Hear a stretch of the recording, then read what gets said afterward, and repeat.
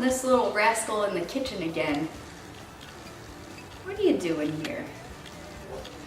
Today, we're gonna make some keto chocolate chip muffins. Hello. So today we're gonna make some keto chocolate chip muffins. They're literally the easiest thing to make. All you have to do is throw a bunch of ingredients in a bowl, mix it up, toss it in the oven, and you're good to go. So what I'm gonna start with are all my ingredients. So I have 1 cup of almond flour, and that's gonna go right into the bowl. 2 teaspoons of baking powder.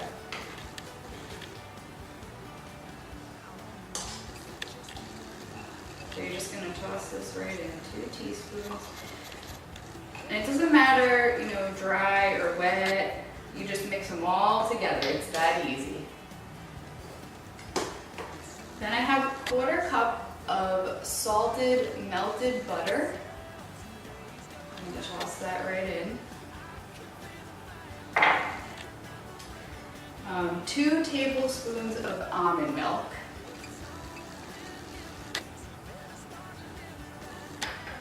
And then I have 2 eggs. So I'm just gonna crack these right in here.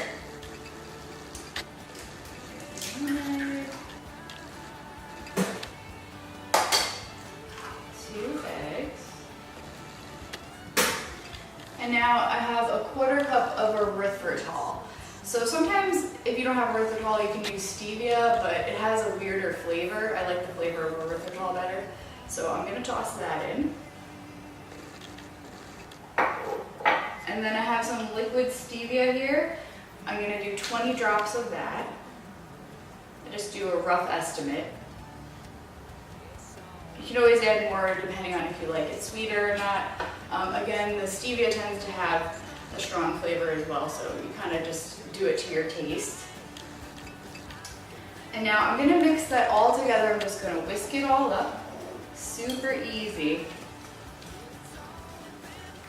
Just whisk it all together. Just no separating ingredients or anything. This goes all together just until it's like pretty well incorporated.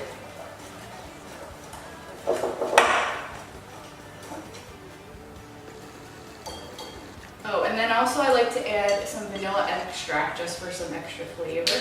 So I do 1 teaspoon of vanilla extract.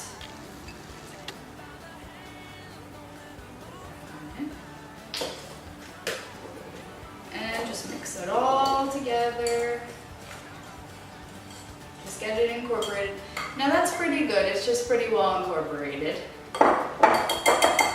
So now I'm going to add about 1/2 cup of chocolate chips. Now these are the Lily's dark chocolate chips, and they're sweetened with stevia, so it's sugar-free and keto-friendly. So I just toss these in. I mean, I eyeball about 1/2 cup. I mean, you can put more or less depending on what you like. And sometimes I even add like walnuts, or I think one time I made a variation and I used cocoa powder to make them kind of chocolate. So you can kind of get creative with it. So I'm just gonna mix those in, just incorporate, that's all.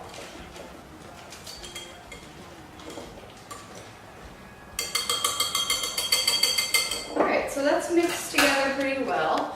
And then what you're gonna do is you're just gonna pour it into some, it's like a muffin tin, and I lined it with these cupcake liners. So this recipe makes about 8 or 9 muffins, depending on kind of how you fill up the cups. Of course, you don't want to overfill because then it'll overflow. Just fill them about halfway. So then I'm going to pour this in, and then I have an oven that's preheated to 350 degrees Fahrenheit, and you're going to do it about 15 minutes. You're going to leave these in the oven to bake until they're kind of golden brown on top. And then you can also do the toothpick test. You stick a toothpick in, if it comes out clean, then that means they're done. So I'm gonna go ahead and pour these into the muffin tin and stick them in the oven. All right, let's take a peek.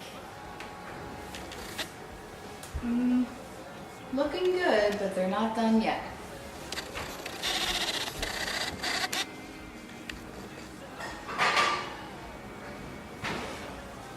they smell so good. Okay, so they're all done.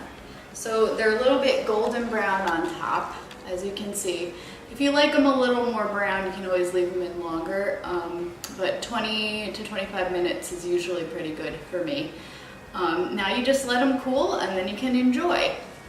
And these muffins, I love them to take, grab and go for breakfast.